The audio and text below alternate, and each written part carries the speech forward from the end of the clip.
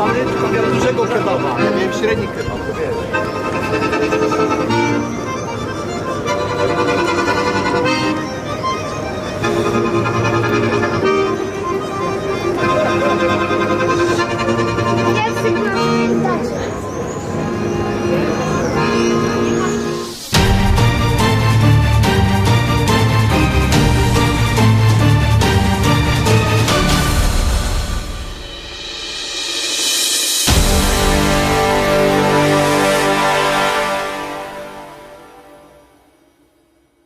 All right, I first met Piero about 8 years ago, and we were both invited to speak at the same conference. And at some point during the conference, maybe in one of the meetings in between, he noticed the tattoo that I have on my fist here. It says Crom. He's like, does that say Crom? And I'm like, yeah, Conan's God. And so we started talking about Conan the Barbarian and instantly bonded over it. And so I've known him for years. And he actually got my book, The Way of Men and Becoming a Barbarian, published in France. Piero is one of the biggest authors on survivalism in all of Europe. His books have been published in Turkish, in a bunch of other languages. And so we're happy to have him here speaking at the 21. Oh, yeah. Thank you. Thank you. Dzień dobry. I'm sure you figure out it means good morning in Polish. Poland, as you figure out, I'm sure it's a great country. First time I was here, 1993, with my Polish girlfriend. She was in Switzerland. We came here, we visited the whole country. I did a big mistake, not dumping her, that was okay, but not coming here and living here, because this is an awesome country. Now, the other day when I came here, I was also happy that here no one knows me. Although one of my books are coming out in Polish in September, but so far no one knows me. And when I arrived, people in the hotel started to come and talk to me, and that usually happens to me every day in Switzerland or France. But I was surprised here in Poland.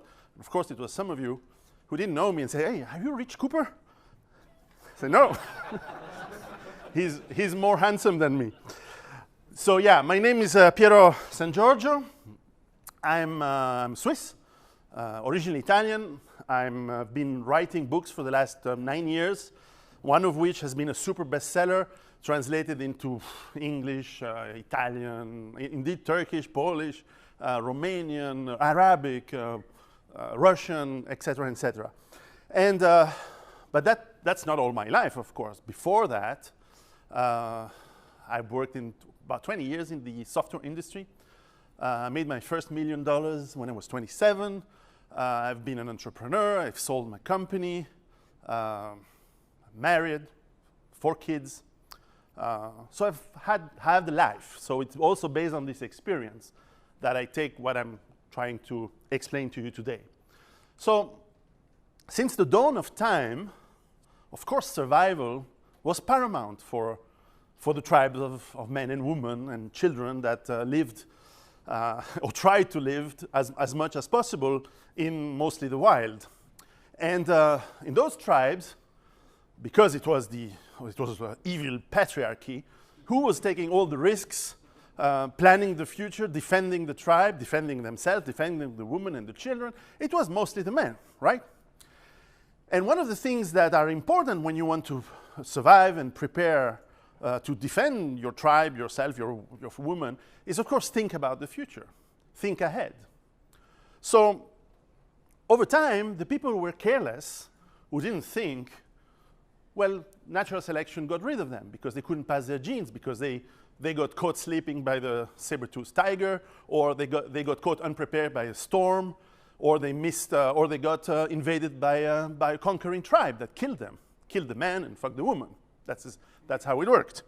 So today, even, we have still natural catastrophes. We still have problems that need to be thought ahead of time. And while in the past, the women were extremely grateful for men preparing and surviving and so on, this is not so much the case today, because after all, who's the biggest hero, who's the biggest savior of all, today it's the nanny state. The state will hand you money, they will help you. So as men, we're not enticed as much as before to prepare for whatever future, whatever risks of the future happens. And yet, I know, because it's for me and it's for everyone I know, and I know it's for you, deep down inside, we want to protect our lives, of course, our women, our children, but also our community and our tribe, right? We want deep down inside. Unfortunately, it's not recognized as important as it used to be. So, what I must warn you before I really start to summarize 400 pages of my first book in 25 minutes is that our collective imagination, our collective unconscious has been programmed, willingly or unwillingly, by the media, by movies. And we think about survival when we look at these movies with catastrophes, you know, ice age that happens in 2 weeks, or zombies, apocalypse, all these things which may be enjoyable and fun and entertaining, but usually have nothing to do with reality. They have nothing to do with, there may be an insight here and there that is useful, but generally speaking, we really have to deprogram ourselves from this heroic, one man saves the world, global catastrophe happening in 2 days kind of mindset. It's worse than that, the reality, but it's also more doable. If I have one thing, only one thing that I'd like you to remind from my presentation, is just that. Think by yourself. Don't believe what I'm going to say. If you make me happy by reading my books, don't believe what I write in my books. Check the facts. As in everything in your life, take control of it by thinking first by yourselves. If you're here today, it's probably because you're already quite ahead in that process. So don't believe what people say, try, test it, and then make your own opinion, because it's your life. I'm not responsible for you. I don't give a fuck. I only give a fuck about me and my tribe and the people around me. But I like you, therefore, I'd like to tell you what I think. Okay. Now this graph is probably the most important graph ever, and it should be on first page of every news, on front presentation of every newsreel every day. It's the evolution of population for the last 12,000 years. It took us more than 10,000 years to reach 500 million people in the world. Then it took from about the year 1000 to the year 1800 to add another half a billion people. From 1815, it took 100 years to 1913 to add 1 billion more people in the world. And then 1 more billion to 1930, and so on. When I was born, 1971, yeah, I'm old, population was about 5 billion. Now we're 8, more or less. Actually, no one really knows, but we're about 8. So this exponential growth of people is super important, because the question is, how are those people actually going to feed themselves in the future? And this is not stopping. We are planning to be 10 billion people by 2050. And it's done. I mean, if we get to 2050, that's it. We're going to be 10 billion people. So the question is not, is it too much? Is it not too much? By definition, if they are alive, it means there are resources for these people. The question that comes is, yeah, but how fast are these resources getting consumed? Are they renewable? Yes or no? Do we produce them enough? Yes or no? A lot of people, starting from Malthus in the late 18th century, theorized that if the resources consumption, therefore the people, grows exponentially, you have to have resources production also growing exponentially, at least at the same level, and he predicted that it would not happen. So he was wrong, at least for the moment, because obviously the resource production did increase. With the Industrial Revolution, with the harnessing of coal power and then oil, we managed to move stuff, produce incredible amounts of food, of energy, and move it around the world to today's globalized world where we can have avocados, mangoes, any time of the day and night, everywhere in the world. Amazing consumption of energy today, to provide us a quality of life that even kings of 100 years ago would never dream of. I mean, every one of us here has a life better than the one of kings of a few centuries ago. Much better. With less pain, with incredible medical treatments. Our teeth, except for British, are great. And yeah, dentistry has not improved since the Middle Ages in England, but that's okay. No, I'm joking. But our quality of life is just amazing. I mean, imagine your lives 1,000 years ago, okay? But the question is, can this continue with resources? So it's not about theory. Let's look at the data. And of course, I can look at this very detailed, I give a very detailed analysis in my books, but we see that the oil, which is the most important resource that we have today available, because this is what produces food, this is what moves food and goods across the world, well, we start to see decrease of production over time. So country by country, region by region, oil field by oil field, and I got this data from geologists in the oil companies that I used to sell software to. Well, we see that the production starts to decrease. So then you have to say, well, then are we finding new discoveries? Well, when you look at the data, you find that we almost have no more discoveries of oil since, well, the peak was 1964, but since the 1980s, the new discoveries of oil are insignificant compared to the growth of our consumption and demand. So what this means is that the reserves are decreasing. So if you discover less and you still consume more, eventually you deplete your reserves. So of course, there has been some new technologies that enable us to seek a little bit more oil in the 2000s, in the last 20 years, this famous shale oil and with the fracking technologies and so on. But this only buys us a little time. So one fact is, eventually, we are running out of this. It doesn't mean that there's no more, but it means that it's going to be very expensive to reach it and very energy intensive to extract and use it. Does it mean it's the end of the world? No. Does it mean that we can't find other technologies? Maybe, but we're not sure. And what is for sure is that the world's demand for energy, because of growth of consumption, keeps increasing. Asia, India, Africa, everyone wants to live like an American. Of course, because everyone sees on TV the highest levels of consumption, and because of our mimetic brain, we want the same. We want the same cars, we want the same fake boobs, etc., etc. I mean, for our wives. We want the same kind of consumption that we see on TV. And from the village in the suburb of Nairobi, Kenya, to the cities of China, to the cities of Latin America, everyone wants the same and wants to consume the same. So we see growth in demand for energy, for goods, and therefore food and transport. And this is huge. And I remember traveling. I worked 5 years in Africa.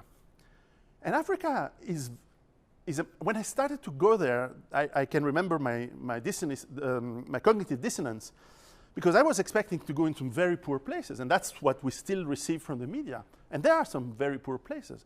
But you go into cities like Lagos, like Nairobi, like Johannesburg, these cities are huge, and they consume, and there's trucks bringing food. It's just the same as Los Angeles, London, with differences, of course, but the consumption levels are starting to be really Western style and great, and people want to have fun and go out at night, and the consumption is just immense everywhere in the world. It's mind-boggling. And when we start to look at the depletion of resources, you can take every single raw material source of energy that exists or that we need, and you see the same kind of graph. That we are consuming most of what there is, and now the reserve starts to drop. And this is a process that has already started a decade ago for most materials. Some we have still for longer, but some we're getting really short of. Copper, iron ore, bauxite. And then you have to see the quality, because people say, oh, but we have coal for 200 years. Yeah, but it's low quality coal. It's not the high quality coal. The same as for oil. we have the cheap oil that you find in Saudi or in Nigeria. Well, it's decreasing very fast. You still have expensive oil, such as the one you get from tar sands and with fracking technologies, but it's more expensive. And then you have the Arctic oil, which we still need to go and exploit, but it's going to be very expensive. So add to this the fact that our food production is extremely dependent on energy and on mechanization and transportation, where today we have in Western countries 1 or 2% of the people that are feeding 98 or 99% of the others. And you need fleets of trucks, of ships that carry all this food to your supermarket in the city. Young people, especially children today, if you don't teach them where food comes from, if you don't take them to the countryside, they don't know. They have never seen a cow or a field. They think food grows in the supermarket. They have no clue. And my generation still lived in the countryside a lot. And I remember my grandparents working in the fields. And I'm not that old, but today no one does that. The problem of intensive agriculture to feed 8 billion and growing people is that we're destroying the soils. So that's another resource that is decreasing. It's fertile land because of lack of water and the destruction of the soils. Lack of water is very acute in Southern Europe, in America. You know, Colorado River sometimes doesn't even reach the ocean anymore. Same in China. I think it's the Yellow River doesn't arrive to the ocean anymore. The Nile has problem. Everywhere in the world where you need water, it's not so much human consumption, but it's to grow food. You have big stress on water supplies and water quality. Without water and destruction of land, we're actually starting to see that the growth of the productivity of the fields across the world has reached a plateau and is starting to decrease. So once again, how are we going to feed so many people without such a growth in yields for land productivity and the energy to produce the food and to carry it around? So another byproduct of this massive growth of consumption is that you have a lot of shit to take care of after you consume, from plastic to your garbage and so on. And that's something I've saw, and it's very sad indeed in many countries. You don't see it in Western Europe, you don't see it in the big cities of America, but as soon as you get outside in the periphery, you see that we're turning the world into a huge garbage dump. Some of the cities have literally mountains of garbage in the suburbs. And the suburbs, I don't mean the suburbs like in the US where you have a lot of houses. I mean really the areas that are outside the cities, and trucks just dump tons and tons of garbage. And you have to add to this the pollution of the air, pollution that all this industry produces. Now in Western Europe, we are not producing anything anymore, so we don't have that pollution anymore. We've outsourced it in China, in India, in Africa, in Latin America. But globally speaking, we are destroying ecological niches, and that means that the systems that provide the animals and all the insects that enable food production in reality are being destroyed, and we are polluting oceans and overfishing them to scales that are almost beyond the renewable in many cases. Not to mention the deforestation that you see, and you see species decreasing. Now, fuck climate change if you are going to get poisoned by pollution and there's no more food growing.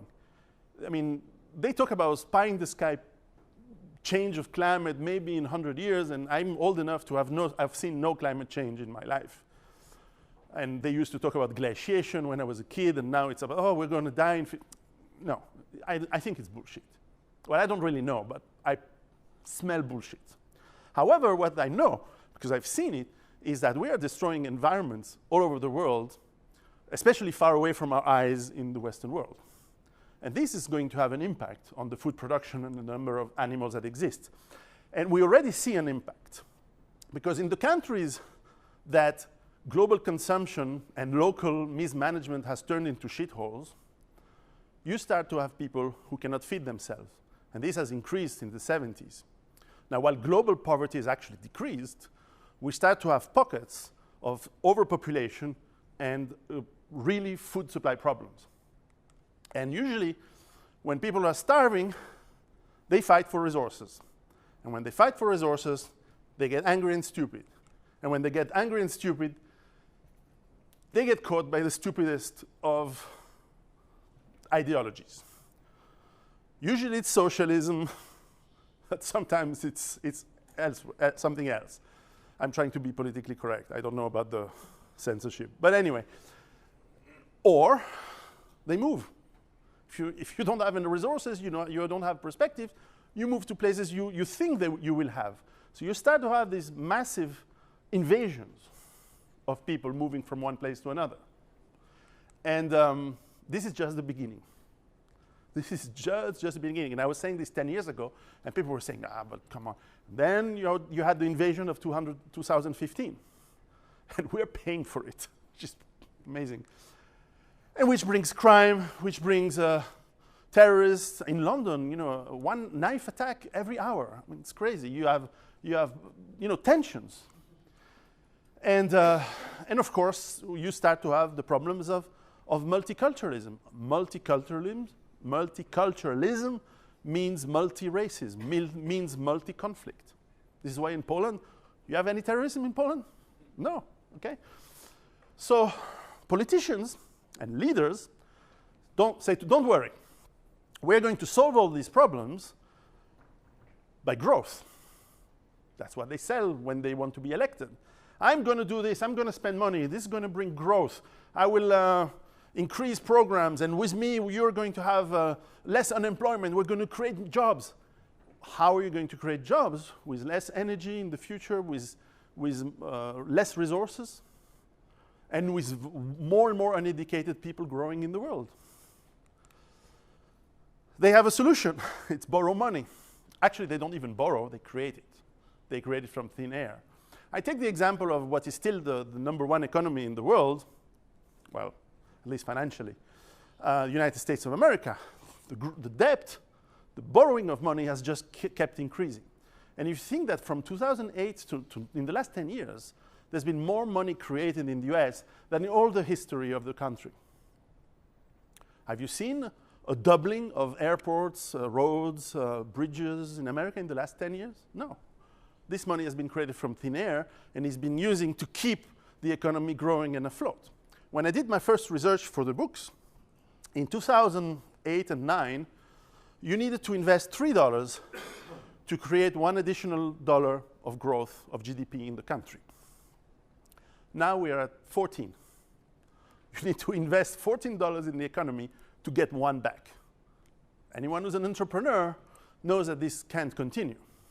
And this is just the national debt, 24,000 billions. Imagine that. You can't. No one can. In debt. But you have to add the companies, the public, the credit cards, the student loans. When you add all together, you're close to $1,000 trillion in debt. Impossible to be reimbursed ever. So one day, this is going to collapse. Now, are they going to do it hard, like Germany did in 1947, year zero, as they call, where suddenly they said, money is worth zero, and we issue a new one. And if you had money, fuck you. Are they doing that?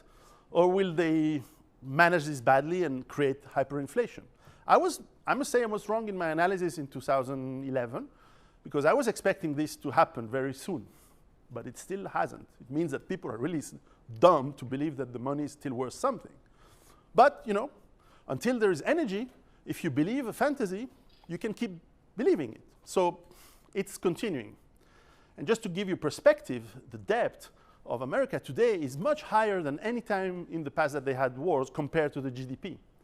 So it's not just absolute numbers that are incredibly, insanely unsustainable. It's if you compare them to the growth of the economy, because some people say, yeah, but the economy now is much more big, is much more solid than in the past. Yeah, but the debt is even bigger in proportion. So you have to take that into account. So usually it ends up very bad. Hey, this is not new. It happened thousands of times in history. You can go back to Roman Empire, and it's very well documented how they debased currency, and it contributed to the collapse of the currency over time, and people, borrowing the real silver coins because the ones that were circulating were bad, were full of copper. Well, printing money is just as bad on a bigger scale. Germany in the 1920s, they had hyperinflation, and you had people buying bread with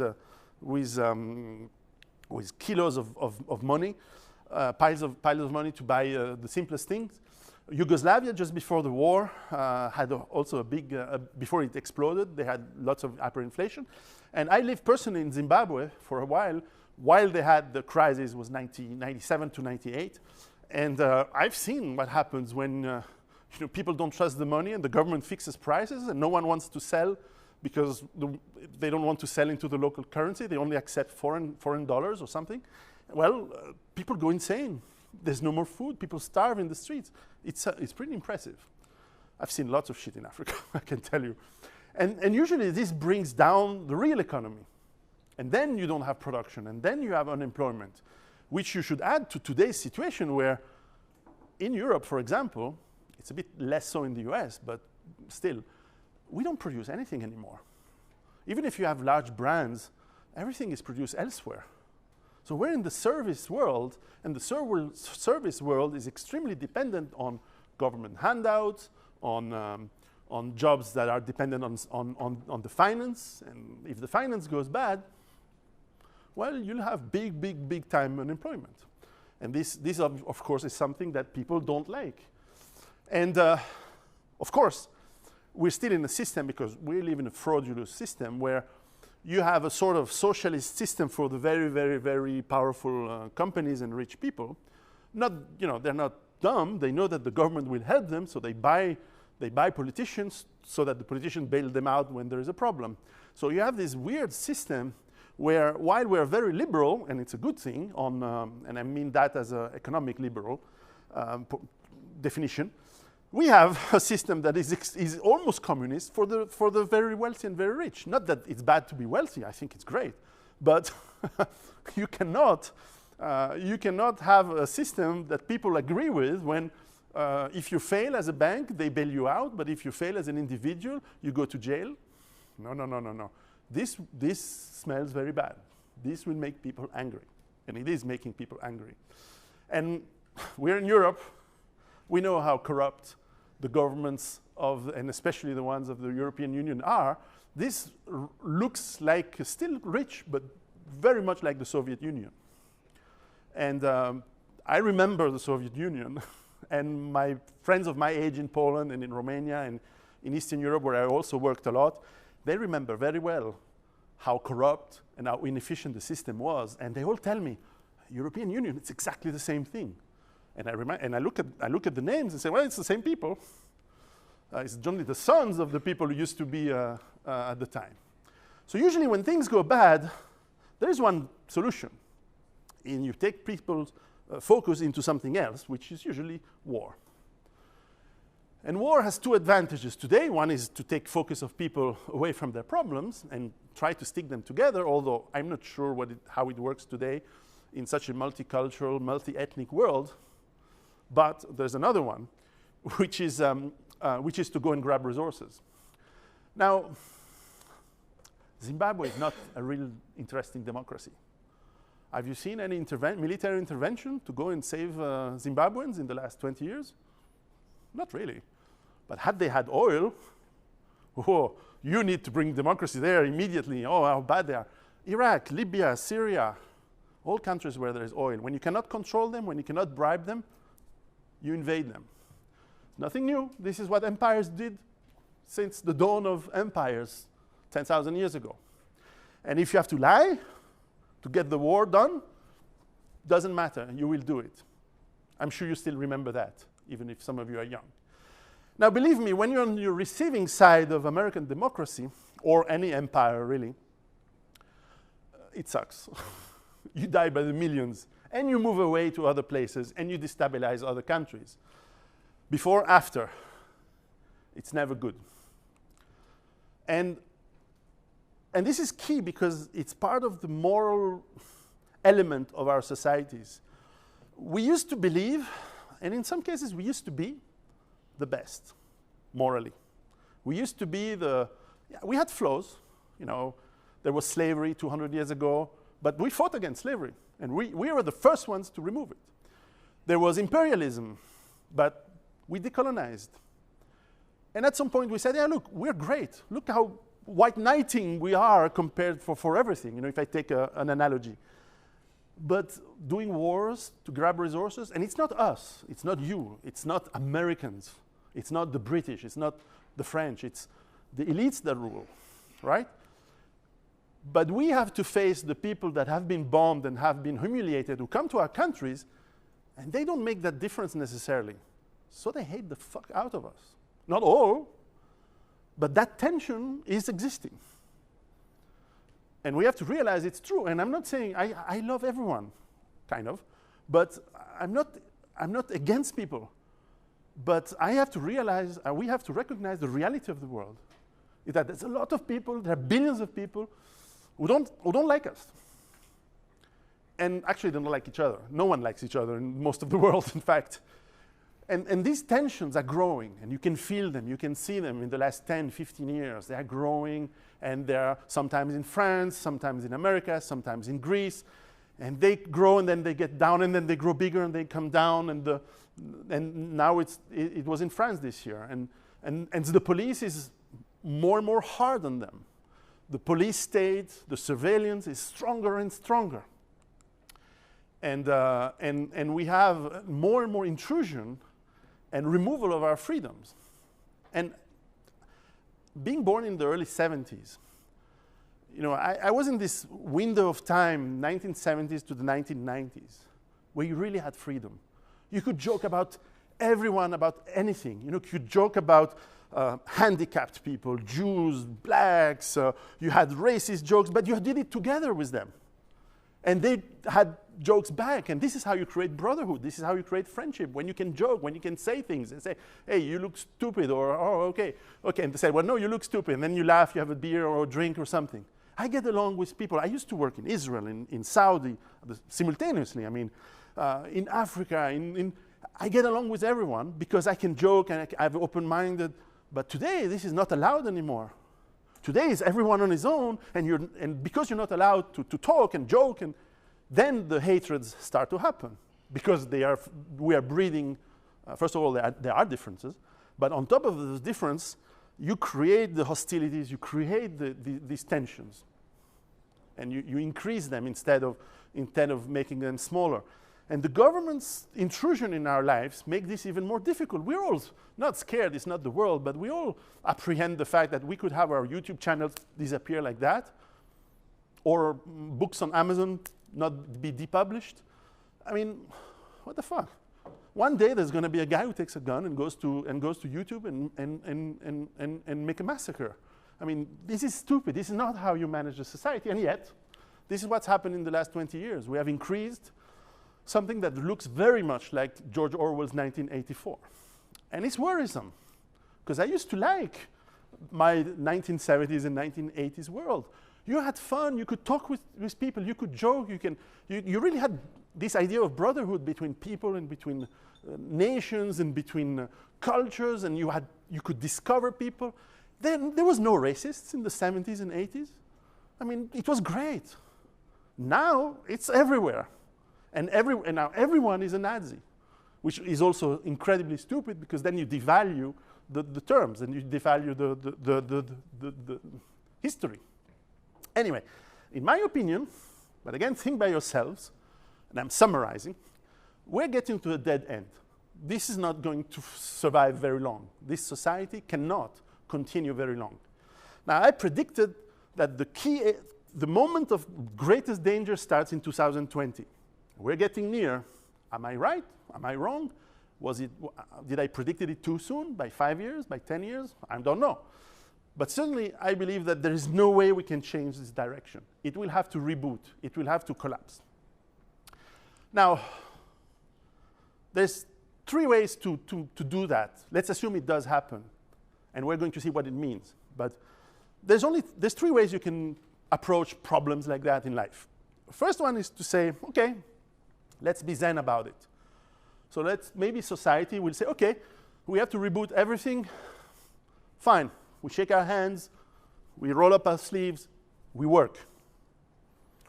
Or we get completely shocked and scared, and like the proverbial rabbit in front of the flashlight, you freeze. You know, in the fight or flight mode, you also have frozen, and people will not know what they do. Say, oh, there's no money, there's no food in the supermarket.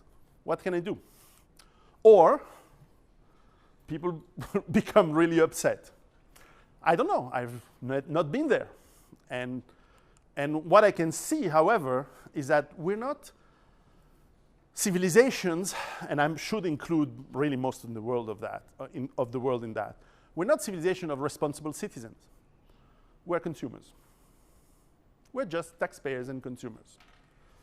Most of us are clueless about most things in life, right? We have no mentors. I mean, not you in this room, but generally speaking, people have no mentors. Education is mostly done by TV instead of the family, and then you go to the indoctrination that the school is, and they inject you some crazy, stupid ideas, conformity to be in a way that the powers that be like you to be, and obedience, and no more information. That's why you don't study history anymore. It's just propaganda. It is 1984's world that we live in. We live in little boxes, we travel in little boxes, we work in little cubicles boxes for what? Spreadsheets on a computer. We don't really know what we actually do for work. This is why I left the industry at some point, because I said, well, they ask me too much bureaucratic stuff. You say, in business, I was kind of special forces guy. I go open a market. So fuck the rules. I open the market. You know, you don't ask the people who jump in Normandy to make a status report every 2 hours about where did they jump and what did they do. No, you go and take the fucking objective. And you kill as many as the motherfucking enemies that you can. In my case, was the competition, of course. But when the company says, oh, no, you cannot sell this way. Yeah, but I brought you $2 million in 3 weeks. Oh, no, but you didn't respect the rules. But fuck the rules. You want the money or not? Because I can keep it. Oh, no, that's not right. We're going to have to fire you. Well, first of all, I'm going to sue you, and then you can fire me. But this is not the way men want to work, by the way. Rules and regulation. You have an objective, you go and you take it. No wonder you have so much depression in the workplace. We eat stuff that comes from boxes, and that is crap. And it's funny because people say, "Oh, did you watch the latest zombie flicks?" I love movies, and I say, "I don't need to watch zombie movies. I can take the bus in the morning. We already are zombies with our phones, and it's I'm a bit old school for that. So it doesn't work. So this system, I think, is unreformable, and it's not going to change. Forget revolutions, forget changing the world. It's not going to happen. Look at Black Fridays. If you want to vaccine yourself against humanism and against the beauty of mankind, humankind, go to a Black Friday, and you see the zombie apocalypse is already here. People are just insane. And it doesn't mean they're bad people. It's just that this is the way we've ended up programming. And you know, Charles Bukowski wrote in one of his books that the world would not end in a nuclear bang. Maybe it will, I don't know, but that was an interesting sentence, and it will end overflowed by an ocean of shit. And I found that this was typically Bukowski's interesting prose. And by the way, all of what we do today, we do it on credit. Because we want things now instead of the proverbial you work and then you buy stuff that you need. No, you buy what you want and you do it on credit. And so people get enslaved by credit. Because debt is something that you have to pay tomorrow, which means you have to work tomorrow. And infinite debt means infinite work in the future, which means slavery. This is why they want you to be indebted. It's a great system. So it's not going to work. And because we're here among great men, think of what men used to be in the generation of my father. So they used to be great men, even on how they look. Today, as we say in French, it's n'importe quoi. I don't know how you translate this in it's nothing. It's strange. Even the alphas, they look like shit today. And as a woman, you can still see them in Poland, and in Czech Republic, and in Romania, and in Russia, and in China, and in Japan. Women used to be women. Today, it's like a early 20th century prostitute. I mean, it makes no sense. So no wonder people are also failing in their mind, and you have so much depression. Antidepressants are at the all-time high consumption in the world. 30% of men, 40% of women in America, I believe. In France, it's certainly, actually France is the highest in the world, are consuming antidepressants. Remove the antidepressant, by the way, very fast, and you will have an interesting surprise of mental collapse and mental fall down. So the system goes down, I think. The problem is the consequence. Because we're such an intermingled world of just-in-time production and supply chain and delivery, that if the system collapses, you start to have more and more of the production and delivery of goods that fall down and stop. And if that happens, you have panic, like it sometimes happens when you have natural catastrophes. And if the panic grows, then things have to stop. The hospitals, they can't operate independently forever. After 1 or 2 weeks, you have no more supplies. Actually, after a few days, you have no more supplies in hospitals, in supermarkets. And then people start to be treated on the streets, in the schools, in the stadiums. And then, eventually, the power stops. And if the power stops, we go in the dark, and we go really in the dark. I'm not saying this will happen. I'm saying the chances that this happens starts to be very, very big. And if we go in the dark, well, then it's somewhere we have not been into since the fall of Rome. So I don't want to scare you so much, and now starts the good news, the good part of the presentation, to summarize. But we can study this when other civilizations did collapse. The Mayas, the Vikings in Greenland, the many cases, Rome, the Soviet Union, and we see that, yes, poverty increases when this happens. People suddenly find themselves with nothing, because a big flat screen TV without electricity or without a society that works, it's meaningless. You have more and more violence, more and more crime. You have gangs who suddenly find themselves in their natural habitat, who take power. And eventually they will become the new government, but that's a longer story. You have militias that set up, like in Yugoslavia, like everywhere there is tensions, eventually people group in militias, of course.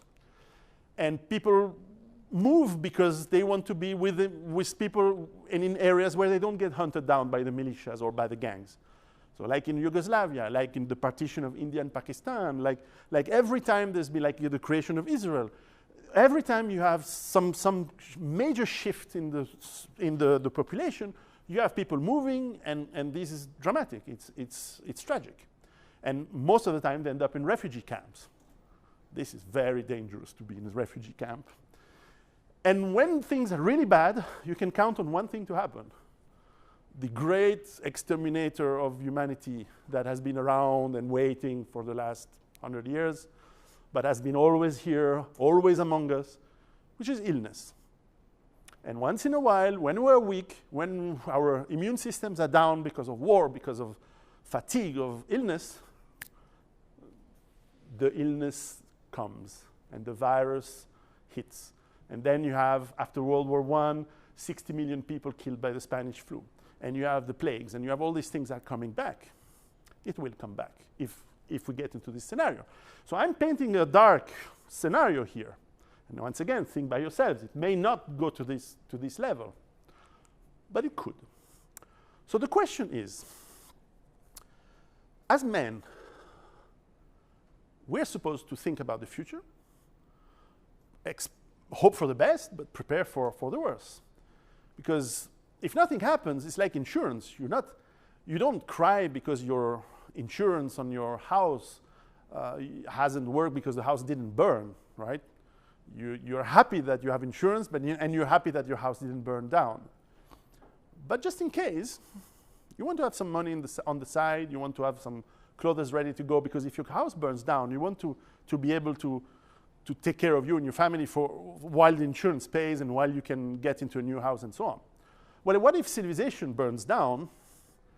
You want to have something on the side to be ready for, be safe and feed yourself and your family and your groups of people that you like, and restart eventually.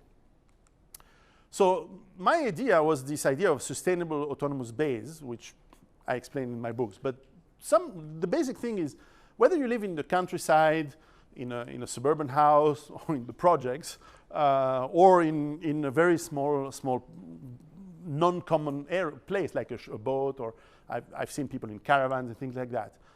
There's 7 things you need to think about to be autonomous. Think about how you get your water. Do you have enough to store it, to filter it? This is where I live. I have fountains. I have many sources of water. But you can filter water.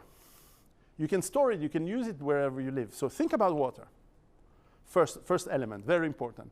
Second element is food. Do you have enough food at home to sustain for yourself and your family for a while?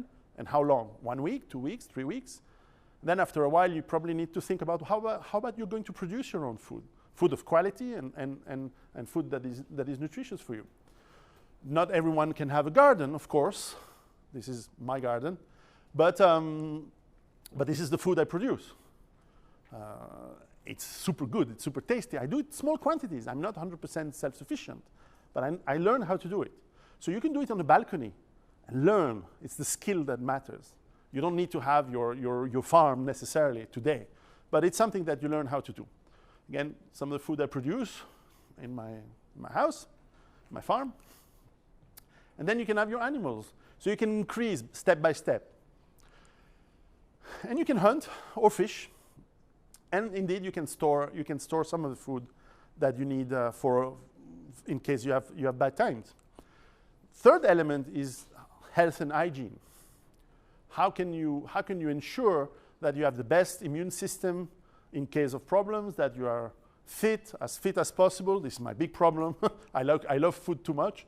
How you can maintain a level of hygiene that is enough, not too much, but good enough so that you don't get the silly infections and the silly things. Not too much, because you need to get your immune system ready for filth. So this is why it's great when kids play on the ground and they get filthy and all that. After that, you clean them, but it's good that they play in the dirt. Have good dental hygiene, of course. Avoid contaminations if possible. Get fit. You know all that, because this is also part of being a great man. And I think develop for a great immune system and a great health, develop also the mind, the spirituality that goes with, in my case, I do meditation a little bit. I don't look like a guy who does meditation, but I do once in a while. And it's really great to focus on being equilibrated, not be angry, not have fear, and so on. And yes, you can have some medication and learn how to treat some of the problems, medical and health problems that you may have. Number 4 is energy. Produce what you need, but learn to need very little. So I have solar panels in my farm, but in reality, what do you need electricity for? Okay, if you want to really please your wife, have the dishwasher running and the washing machine. But that's it. Then you want a little bit of electricity. You don't need a lot of electricity. Today we are crazy because we have computers, TV, and you don't need a lot. Maybe the fridge. And at the worst, make your own energy. Cut your trees, make your heating.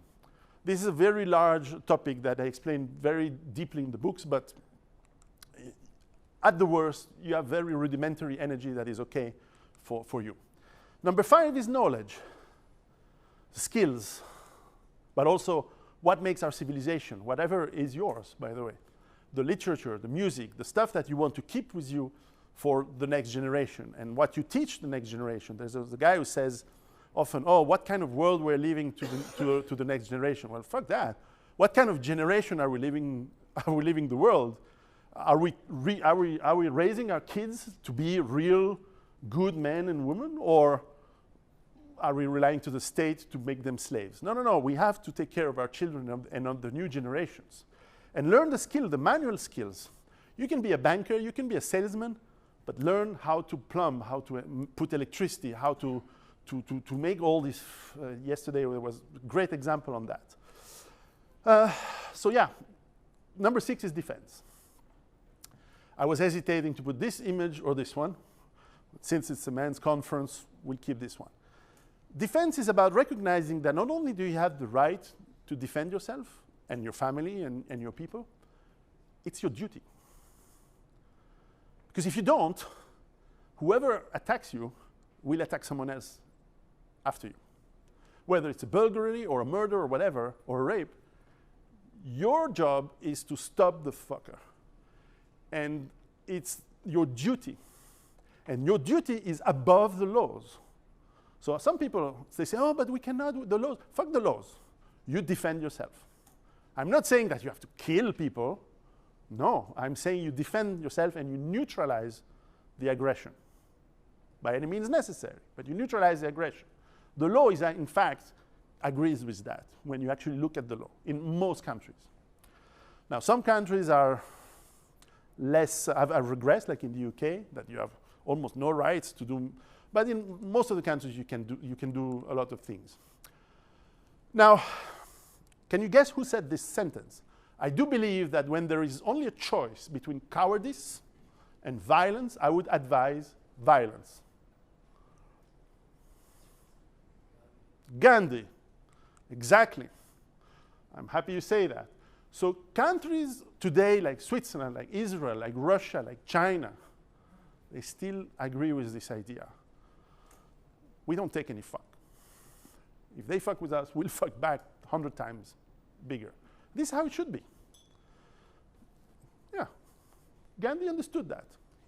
Smart guy. So you think about where you live. You think about physical defense. You think about the environment, the neighborhood. This is, again, it's a big chapter in the books, but you learn how to defend physically against people. You know, protect your zone. Try to understand body language. Understand where you go, where you don't go. How you diffuse the escalation of violence when necessary, and how you accelerate it when necessary.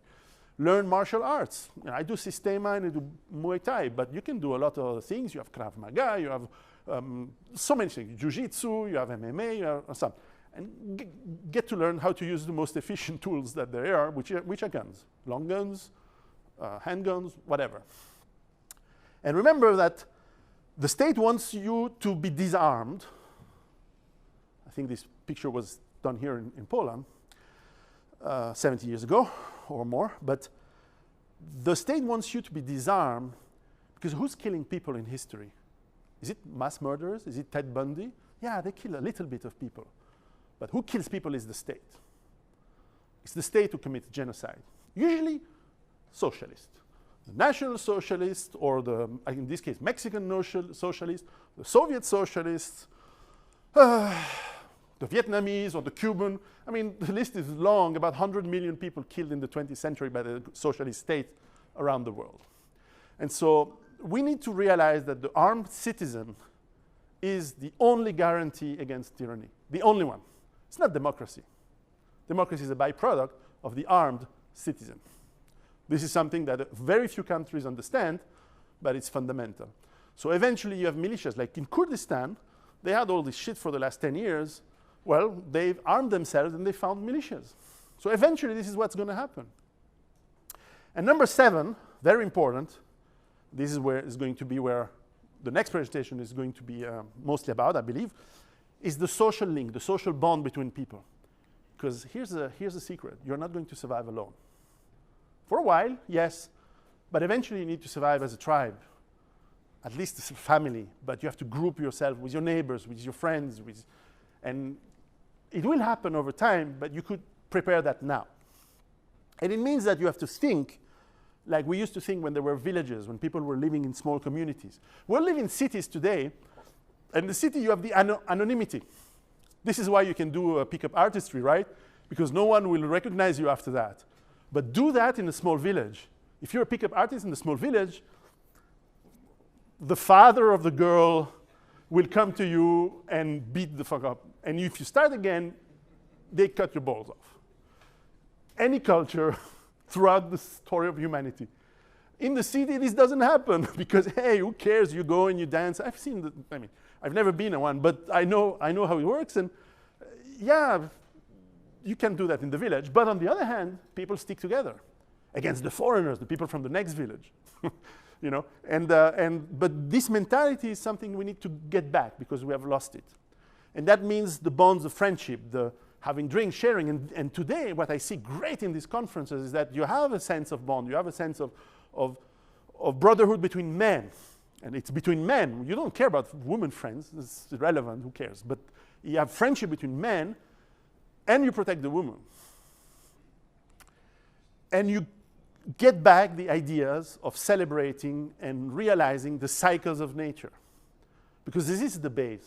This is what keeps you alive. It's understanding the environment that is around you. This is what ecology used to be about. It's not about, oh, save the planet. No. It's about understanding that you seed in the spring, you harvest in the summer, you prepare for the winter in autumn, and you rest in the winter. And repeat. Otherwise, you die. This is how the people in at least the northern hemisphere think. And it's very important. And celebrate. The harvest is done. Yeah, we have a big party. And that's where you meet women and so on for the winter. And so on and so on. I'm not saying we have to go back to the Middle Ages. No. But we have to understand that we live in a fragile world where everything is uniform. We need to reinvent complexity and reintegrate complexity, but not complication. Complexity is, you know, relationships are complex. The way you live and the way you manage your friendships are complex. You need to embrace that. As Dmitry Orlov, a friend and writer, says, you need to collapse often and collapse quickly and soon. You don't wait. You don't wait forever. It doesn't mean that you live in a hut, in a cabin in the woods. That's also a mistake. I always say plan A, plan B. Plan A is you have a career, you get the best career, the best man that you can be, the best job, the best money that you can have, the best woman, and so on and so on. But plan B, if shit hits the fan, you have another plan. And the more these two things are harmoniously working together, the better.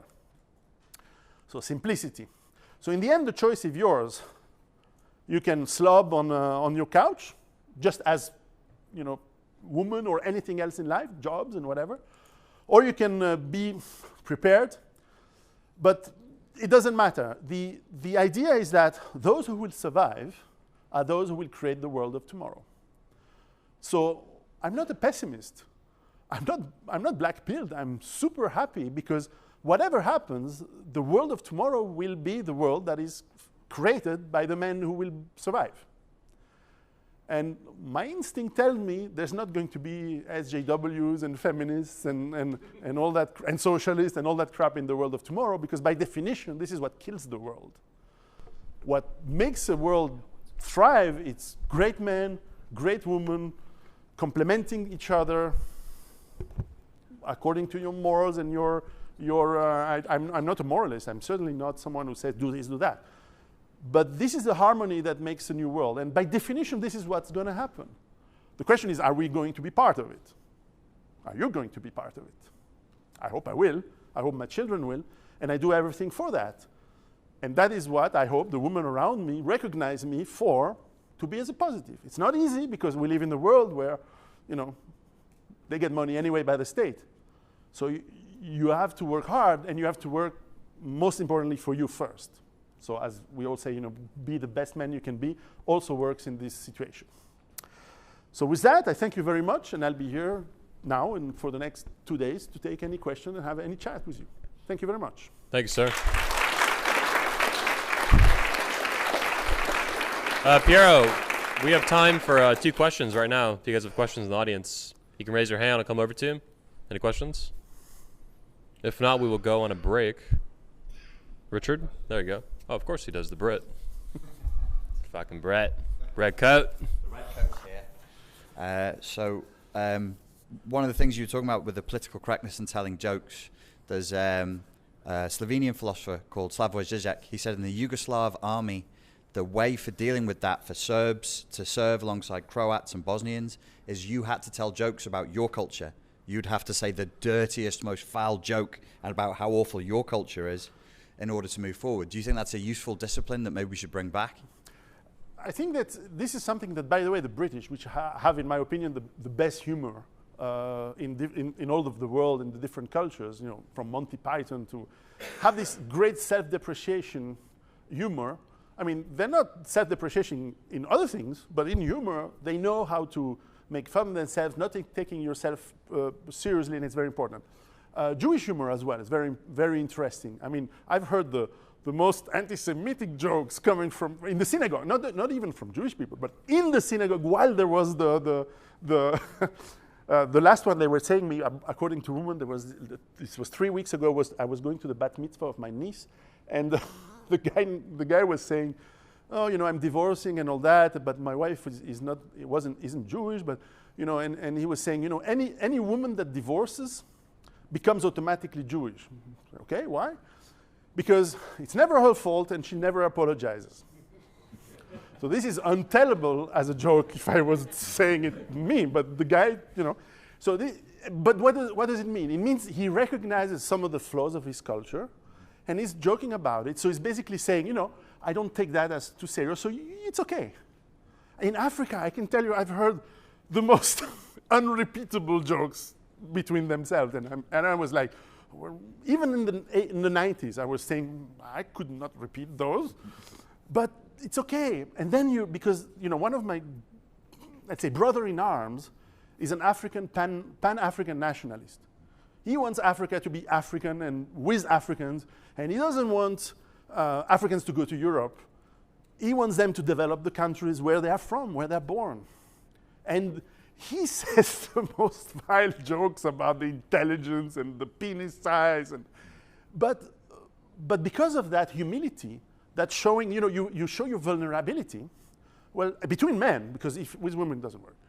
You know, it's a hand that is given to you, and you shake that hand and you say, well, you know, it doesn't matter because we also do, you know, in Italian we eat pasta, and in Switzerland we're like obsessed with money and saving and order, and I am like that. In the end, we're human, we're brothers. We are different, yes, we have difference, and we respect the difference as to be who they are. And yes, we are different, and it's great because this is how you learn. I've learned lots of stuff from Africans. I hope they've learned lots of stuff from me, but I've learned some amazing stuff. Some I don't use, some I do use. So everyone can teach everyone. If you have, well, almost, but if you learn and if you have this openness, but it doesn't mean you are open completely. You share, but there's a limit.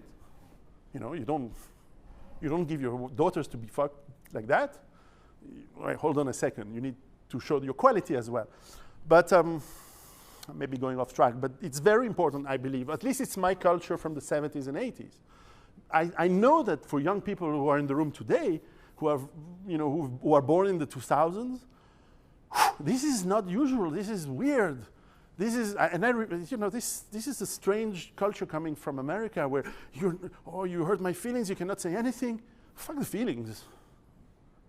But I understand that young people, they don't have the fuck you money and the self-confidence that I have, or my generation have, maybe. I understand that it's hard for them and say, well, if I say a joke like that at work, I lose the job. And I say, well, fuck the job. If you lose the job because of that, it's not worth it. But then I have to remember, yeah, I'm 47. I made a lot of money. Okay, that's why I say that. But the young guy at 23, he can't. I understand. But it's a fucked up world. That's all the time we have. Give it up. Thank you, sir. Thank you.